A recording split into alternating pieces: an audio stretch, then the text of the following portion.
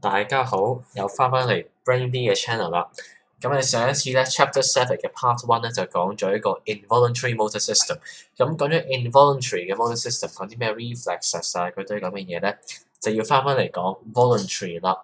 voluntary 咧就係指一個 conscious 嘅 control 嘅，上而下嘅，你個腦諗嘅，就唔係一啲咩係透過啲 external stimuli 啊，啲咩 withdrawal reflex 都唔係 myotatic reflex 啊。咁咧我哋咧由呢個 voluntary movements 咧，我哋 voluntary motor system 咧，我哋可以有兩個 division 嘅。第一個 division 咧就叫做 upper motor neuron， 第二個叫 lower motor neuron。upper motor neuron 咧就係指 brain to spinal cord 啦。咁啊 lower motor neuron 咧就係指由 spinal cord 去 muscles 嘅。例如啦，你會見到呢度啦，呢個 motor neuron 咧，佢喺個 brain 上邊咧。佢落到去 spinal cord 嘅時候咧，係會有一個 synapse 嘅。咁喺一個 synapse 打上面呢個咧，就成個咧都會係 upper motor neuron 啦，或者叫 UMN 啦。然後呢個 synapse 下邊呢個啦，去到個 muscle 嘅咧，呢度成個咧就會係叫做呢個 lower motor neuron 啦。咁所以其實嗰個分野咧就係喺個就睇個睇個 synapse 嚟做個分野嘅。咁咧，我哋有個叫 cortical spinal tract 啦。cortical spinal tract 就係 from 個 brain to 個 spinal cord， 然後再出翻去啲 alpha motor neuron， 就出翻去我哋嘅 muscle 嗰度啦。咁 cortical spinal tract 咧係 from 好多唔同地方嘅。第一個地方咧就係 from precentral gyrus 嘅 primary motor cortex 啦，大家佔30% 嘅。第二個地方咧就係 from postcentral gyrus 啦，或者 primary somatosensory cortex 係佔40% 嘅。所以你會見到咧。個 sensory area 咧佔嘅 percentage 係仲大嘅 motor area 嘅，因為我哋嘅 motor 咧係同我哋嘅 sensory 有好大嘅關係啦。我哋嘅 sensory 俾好多唔同嘅 cues 去 guide 或者 coordinate 甚至 control 我哋嘅 motor functions 嘅。同埋咧會有兩個嘅 association areas 叫 supplementary motor area and premotor cortex。SMA 啦同埋 PMC 就佔30% 嘅，咁加埋咧就啱啱好100% 啦。咁咧 M1 同埋 S1 咧都係 somatotopic 㗎啦，例如你見到啦，都係用一個 motor homunculus 嘅。咁咧呢個 homunculus 啦 of somatosensory 嘅 homunculus 啦，同埋 motor 嘅 homunculus 咧都係 relatively similar 嘅 relatively similar， 例如你都見到 relatively similar 啦。呢個就係一個 homunculus。咁即係你見到啦，最 lateral 係 face 啦，跟住就係 hand 啦，然後 arm 啦，然後 leg 啦，咁樣啦。咁呢個 cortical spinal tract 咧就 from 呢個 S1、M1、PMC 或者 SMA 就會 converge in corona radiata of the brain， 跟住然後就會 descend 嗱，呢啲咧就係 corona radiata 啦 ，OK？ 呢個係 corona radiata，OK？Corona 就係指個 cerebrō cortex 啦 ，radiata 就指 radiation 嘅意思，咁就係你見到啊。好多一路 converge 出同嘅地方，咁係好多個 radiation 咯。呢個 corona radiata 就會係啦，就 descend through 呢個 internal capsule。internal capsule 咧就係指個 thalamus 啦，同埋個 caudate 啦，同埋呢個 putamen 中間嘅依條路夾住嘅依條路叫 internal capsule。然後就 descend through 呢個 midbrain 啦 ，midbrain pons， 然後落 medulla 一路咁樣落到去啦，去到 pyramids of 係啦，去到 pyramids of 呢個 medulla 嘅時候咧 ，OK 呢個係一個嚴重嘅 callus typo 啊，去到 medulla 去到 medulla 嘅 pyramids 嘅時候咧，咁但係90% of 呢個 cortical spinal tract 就會 decussate 啦。就會 form 呢個 lateral cortical spinal tract， 咁呢個 decussation 咧就叫 pyramidal decussation 嘅，然後呢個 lateral cortical spinal tract 咧就會 synapse onto 呢個 contralateral 嘅 ventral horn， 你見到啦，喺個 pyramidal decussation， 呢個係 pyramidal decussation， 係啦，喺 pyramids of medulla 嗰度就 decussate， 咁呢個 lateral cortical spinal tract。另外10% 就 continue without decussation， 就叫做 ventral 或者 anterior cortical spinal tract。咁但係呢啲 anterior cortical spinal tract 咧，就係 different spinal levels 都會 cross over to the contralateral sides 嚟由 synapse onto ventral horn cells 嘅。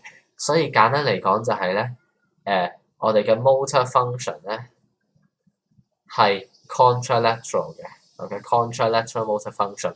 我哋嘅 motor function 係 controlled by the contralateral side of the brain。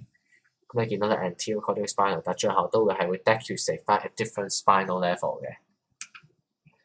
咁所以咧，如果睇一個spinal cord 嚟睇嘅話啦，咁 spinal cord 咧最主要就會見到啦，我哋有呢個係啦 lateral cortical spinal tract， 咁就係呢個啦，呢個 lateral cortical spinal tract 啦。第二個咧就係 anterior cortical spinal tract，anterior cortical spinal tract 就係呢個啦 ，OK。咁所以我哋 cortical spinal tract 咧係可以分兩邊，係啦，有兩個嘅。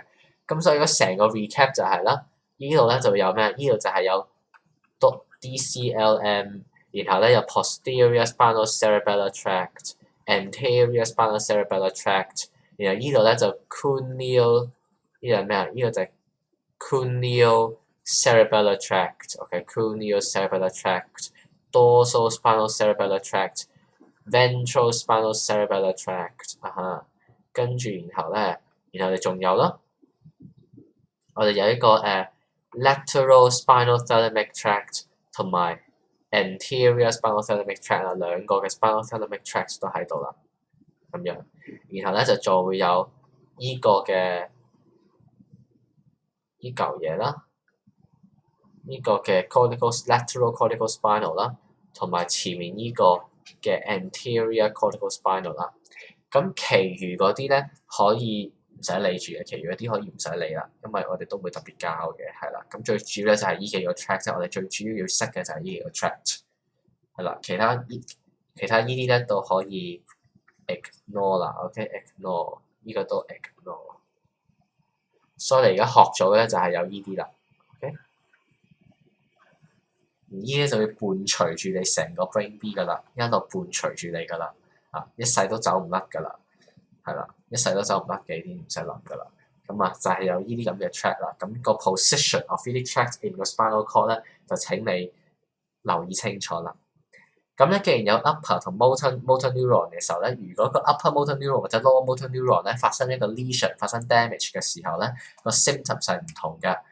我哋咧如果係 upper motor neuron 有事，例如係 cortical spinal tract lesion 啦，或者 cortical bulbar 有問題嘅時候啦，咁就係咧 upper motor neuron paralysis。upper motor neuron 一個 UMN 有問題嘅時候咧，會係點啊？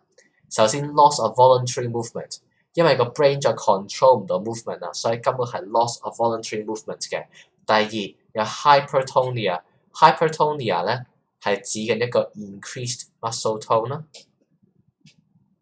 個 muscle 會覺得會好硬啦，好緊啦個 muscle。hypertonia with muscle spasticity 咧就係指咧有一個continuous contraction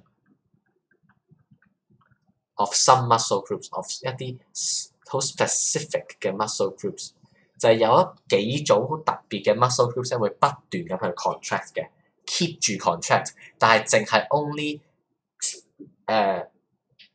localized at some specific muscle groups 啫。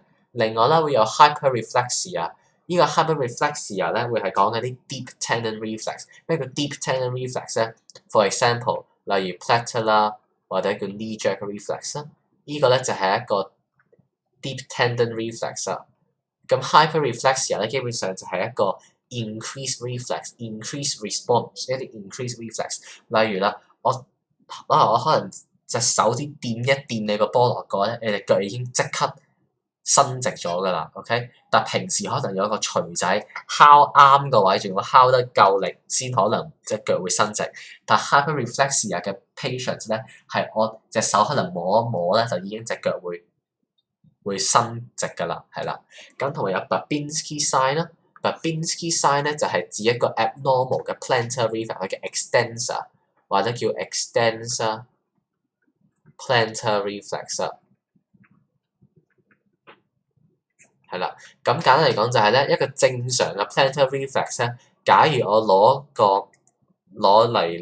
個 scalpel 咁，就喺度沿住你隻腳板咁樣碌上去嘅時候咧，你啲腳趾公啊，你啲長條嘅腳趾咧係會 flex inwards 嘅 the toes flex inwards。但係如果係 Babinski reflex 嘅話咧，我照咁樣刮咧，會有 fanning of toes，OK？隻腳趾咧係會伸直擘開嘅，係啦 ，fanning out in response to external stimulation。咁所以 UNM 嘅一個 upper motor neuron paralysis 咧，最主要4樣嘢 ：loss of voluntary movement。第二 hypertonia with muscle spasticity。第三 hyperreflexia。第四 Babinski sign。呢個 hyperreflexia 咧會係指 deep tendon reflex，OK？deep tendon reflex。另外，如果係一個 LMN 嘅一個 lower motor neuron 嘅話咧，就會有 atonia of muscle。atonia 係指咧 loss of muscle tone，個 muscle 係軟賴賴嘅，好腍嘅，軟賴賴，一啲力都冇嘅。另外咧有 muscle atrophy。muscle atrophy 咧就係指一個 shrinkage 啦 of muscle 啦，即係個 muscle 會萎縮嘅，肌肉萎縮嘅會係啦，會軟腍腍啦，冇晒 muscle tone 啦。肌肉萎縮啦，同埋會 hyporeflexia， 甚至咧 even 咧係會有一個叫 areflexia 嘅 hyporeflexia 就係啲 decrease 呢個 reflex 嘅 response 啦 ，areflexia 就係 absence of reflex 啦，或者咧有 paralysis 嘅 ，OK， 咁所以咧 UMN 同 LMN 有咩分別啊？第一 UMN 係有 hypertonia， 但 LMN 係 atonia。第二 upper motor neuron 咧係有 upper motor neuron 咧係唔會有 muscle atrophy， 但係 lower motor neuron 係會有 muscle atrophy。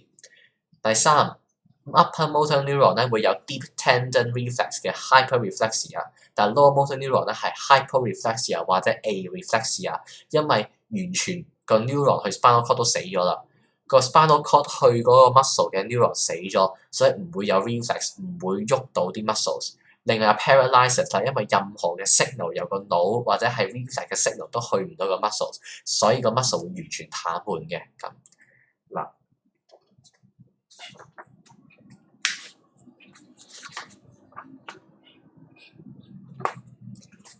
其餘咧，我哋除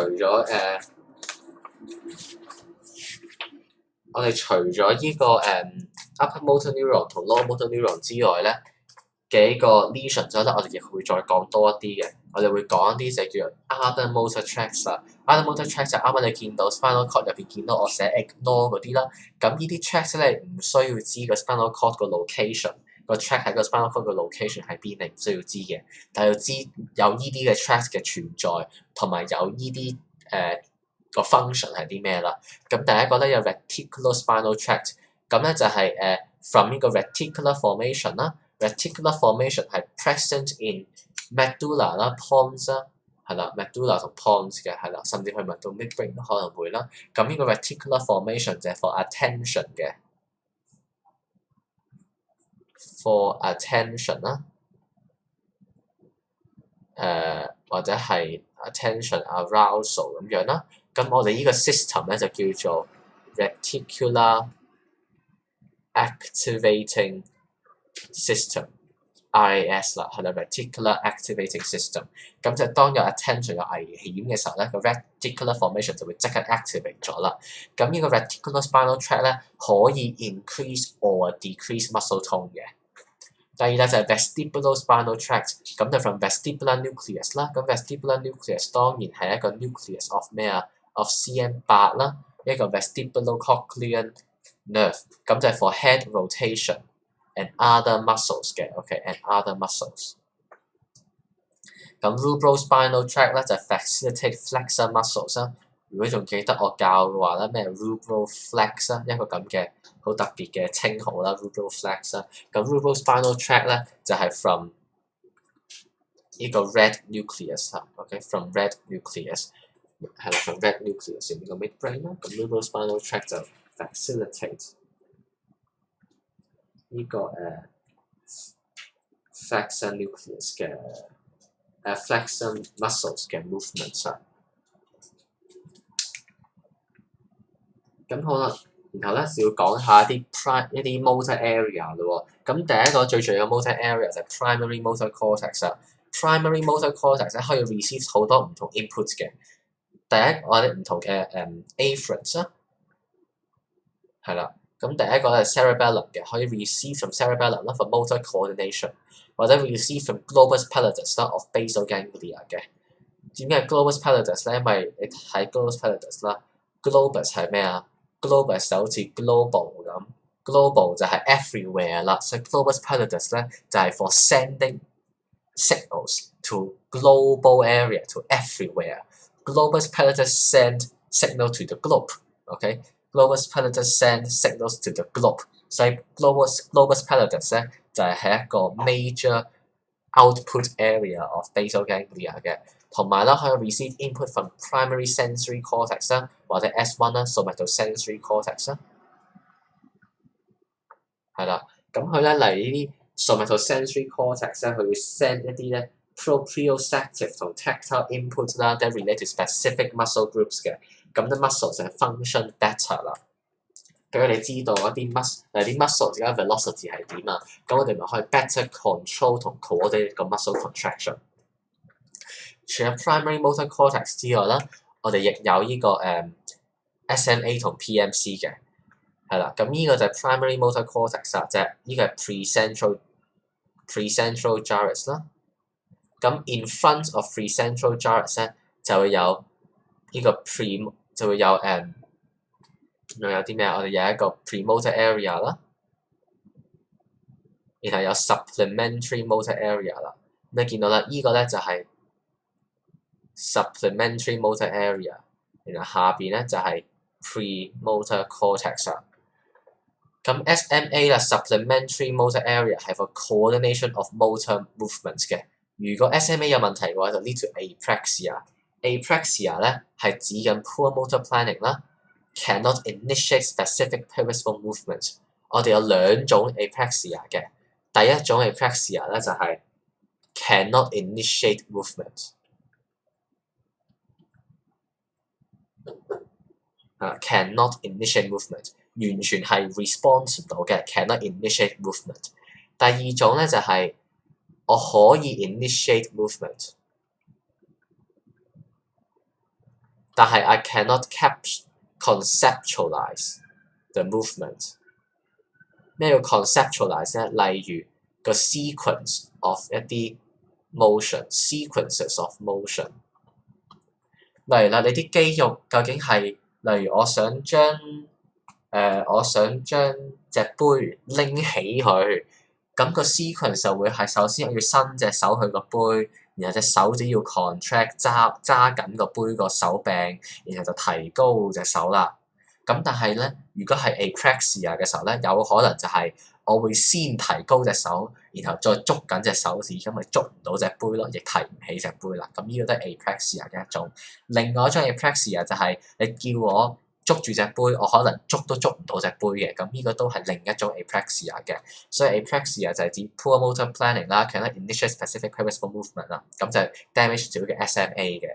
如果係 PMC 嘅話咧，premotor area 咧就 receives input from parietal lobe。咁因為你知啦 ，parietal lobe 係 receives dorsal stream afferents from V1 嘅，所以 PMC 就 also receives 呢個 visual information，therefore 係 responsible for visual guidance of motion。例如啦，我兩隻手同一時間做嘢 ，OK 用 visual guidance 嘅，所以 PMC 係 for coordination of both hands 嘅。例如彈琴啦。拉小提琴啦，打羽毛球啦，呢啲全部都要用大量嘅 PMC 啦。至於 SMA 咧，就係 initiation and conceptualization of movement。PMC 就係 visual guidance of movement。呢個就係個 function of 呢兩個嘅地方啦。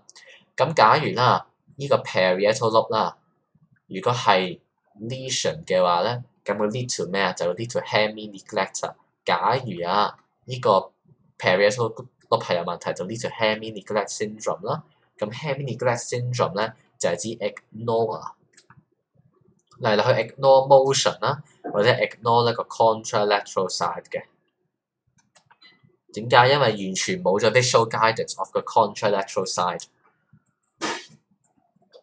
of body 啦 and visual field 嘅。OK， 呢個就係 hemi-neglect syndrome 啦。咁之前啲 question bank 咧都有問到 hemi-neglect syndrome 嘅 lesion of parietal lobe。OK， 係啦。咁除咗 cortical spinal tract 之外咧，亦有 cortical bulbar tract 嘅。cortical bulbar tract 咧係咩意思咧？就係指啦 from 一個 lateral aspect 個 head 或者 face region 啦 of M1， 就然後 converge in corona radiata 啦，又 descend through 呢個limb of internal capsule 啦，然後就會 synapse onto bilateral or unilateral motor cranial nerves。For example 啦，你會見到啦喺個情況下啦，由 M1 一路落到去啦，然後佢會 synapse 去唔同嘅地方嘅。例如啦，依個就 synapse onto trigeminal 嘅 motor nucleus 啦，依個就 synapse onto 呢個係啦 trigeminal 啦。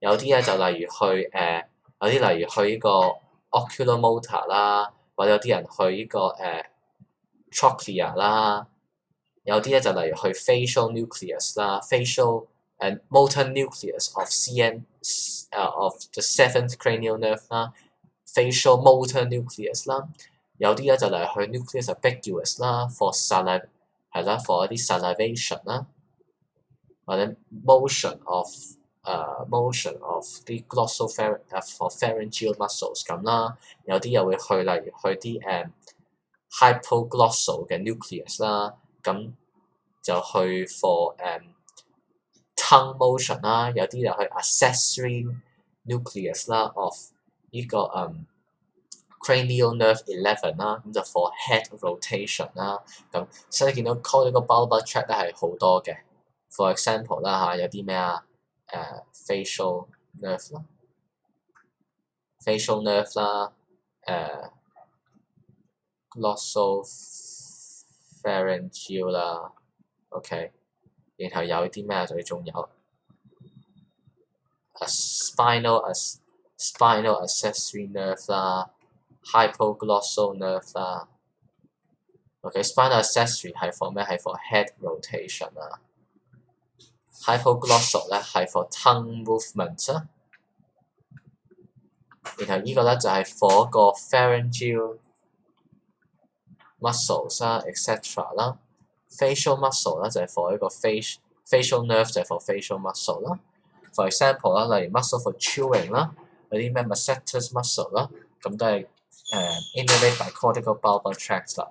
咁最特別就 cortical bulbar tract 咧就同 cortical spinal tract 唔同嘅地方就係咧 cortical spinal tract 咧就係 for contralateral 嘅 motion， 但係 cortical bulbar 咧就係 bilateral or unilateral 嘅。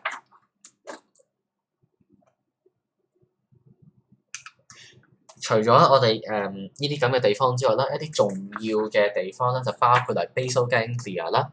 basal ganglia 咧，我哋有啲咩？有 globus pallidus 啦，然後有globus pallidus 啦，我哋有 globus pallidus 有呢個 medial 啦，同埋 lateral 嘅 globus pallidus 啦。OK， 跟住同埋我哋有呢個 putamen 啦 ，putamen 應該喺再入邊啲嘅地方啦。咁咧，我哋 basal ganglia 咧有個 major input area 同 major output area 嘅 putamen 就係個 major receiving area。點解？因為要 put signal into basal ganglia， 你係 put 嘅 putamen， 你 put signal into basal ganglia。That's why putamen is the major receiving area。major sending area 就係 globus pallidus 啦。點解 globus 啊？因為就係send signal to global area 咯，係咪 ？to many areas 咁咪 global regions 咁咪 globus pallidus 啦。咁呢個就係一個容易記嘅方法啦。有 putamen、globus pallidus 咁咪記到一個係 receiving， 一個係 sending 嘅 area 啦。咁佢有個 direct pathway 同 indirect pathway 嘅。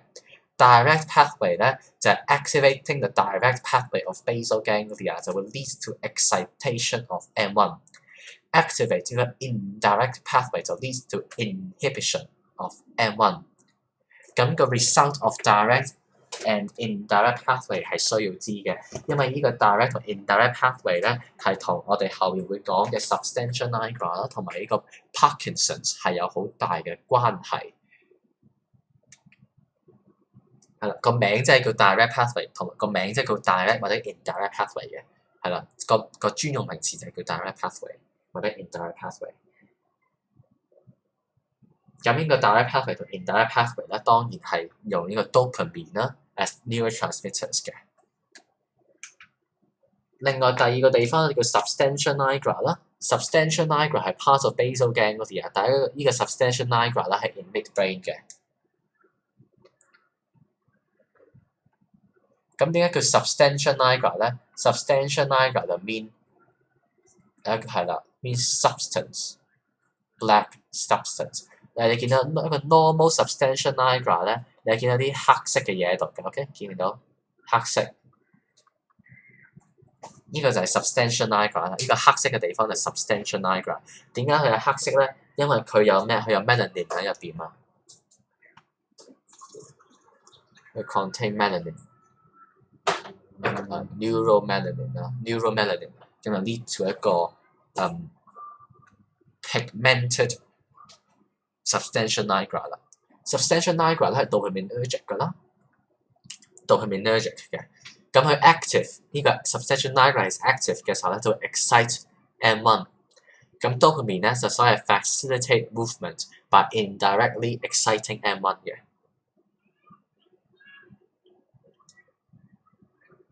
咁點解咧？因為佢第一樣嘢咧，呢個 dopamine 做咗幾樣嘢嘅。第一 ，dopamine 係 activate 咗 direct pathway， 同埋佢會 inhibit 一個 indirect pathway。direct pathway 咧係 for 咩啊 ？direct pathway 係 for excitation of M1， 係 activate 咗佢，咁咪 excite 咗 M1 咯。indirect pathway 係 for 呢個係 for 一個 inhibition of M1， 所以你 inhibit 咗 indirect pathway 就 reduce the inhibitory effect of M1， which facilitate excitation of M1。呢個就係 substantia nigra 啦。咁除咗 basal ganglia、substantia nigra、PMC、SMA、M1、S1 之外咧，我哋仲有最後一個重要嘅地方就叫 cerebellum。cerebellum 啦，就喺個 occipital lobe 下邊啦。咁佢 integrate sensory information 啦 from cortex to determine the correct timing 啦 for motor coordination 嘅。咁另外除咗 coordination 之外咧，佢仲會 for motor learning。motor learning 啦 and adaptation 或者 recalibration。motor learning 咧就係例如你彈琴咁，一開始彈琴咧，你要望住個 keyboard， 你要先彈到嘅。但係你咧彈咗好耐之後咧，你可能合埋隻眼都可以彈到首歌啦，或者你可以咧用一個 muscle memory 就背咗首嘢咁，呢啲都係 motor learning。呢啲 motor learning 咧係靠 synaptic plasticity 啦，個 mechanism 叫 long-term potentiation。咁咧就係 chapter 8啦，我會講 long-term potentiation 嘅，咁我到時會再講多啲關於 motor learning 嘅嘢㗎啦。咁呢個 motor learning and adaptation 同埋一個 motor coordination by cerebellum。咁咧 cerebellum 係 damage 嘅話咧，就會 lead to ataxia。ataxia 係指 loss of balance and poor coordination of movement。For example 啦，例如有咩有 gait anomaly 啦，個步伐有問題啦 ，OK， difficulty in turning direction 啦。咁呢啲都係 ataxia 嘅特徵嚟嘅。咁咧 apraxia 同 ataxia 咧個分別咧係一定要搞清楚，因為兩個個名好似啦。你哋而家學過啲咩？你學過 areflexia、agnosia、apraxia、ataxia 咁。再後邊 part 3我會再講到咩 arthria， 又再講好多唔同乜乜 A 乜乜 A 乜乜 A 嘅字咁。呢啲字咧都係好 confusing， 但係咧係一定要識嘅，因為啲題目係會用呢啲字去問嘅。啲題目係唔會用咩 loss of balance 啊 poor coordination 唔會咁寫㗎，一嚟就寫 ataxia 或者 apraxia， 因為呢啲專用嘅 medical terms 咧係俾我哋可以好容易去即刻了解到或者好 specific pinpoint 到個 symptoms， 所以呢啲嘅 terms 係好重要嘅。咁 apraxia 咧就係指緊咩 cannot execute 或者 conceptualize like sequence of motions、movements 咁，但係 ataxia 咧主要係 balance 同 coordination。個分野咧就係 apraxia 係講緊 execution 同 conceptualization 嘅 ，ataxia 咧係 can conceptualize、can execute、can execute 啊，同埋 can conceptualize， 但係就 poor balance 嘅，同埋 poor coordination。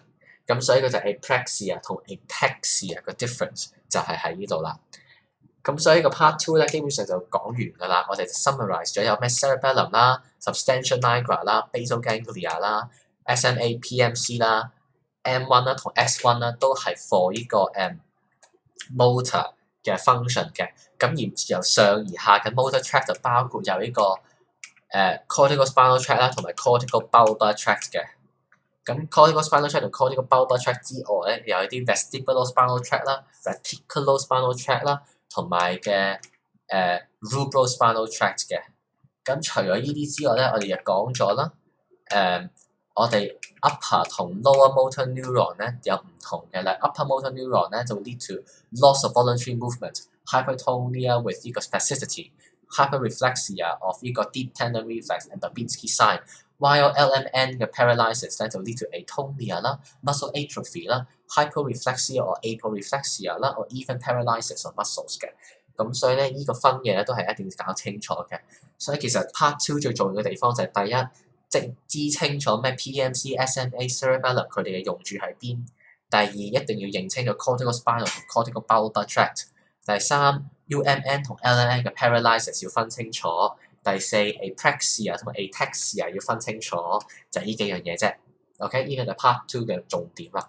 咁 part two 之後咧就會講到 part three 啦。咁 part three 咧就 clinical aspect 啦。我哋會睇幾個 disease 嘅。第一個就 Parkinson 啦、帕金遜症啦。然後我哋會睇ALS 啦。就係霍金個病啦，或者 Ice Bucket Challenge 啦，咁就 amyotrophic lateral sclerosis ALS 啦。另外我哋會睇呢個 Huntington disease 嘅，然後我哋最後會睇埋 Tourette disease 或者叫 tics 啦。然後有4個嘅 syndromes 我哋會睇嘅。咁其實一路都係㗎啦，會越嚟越多唔同嘅 symptom 或者 disease 要去識嘅，係啦。咁啊慢慢累積上去啦嚇。基本上應該就係 part two 啦，咁就 enjoy neuroscience，enjoy brain B，and see you guys very soon。拜拜。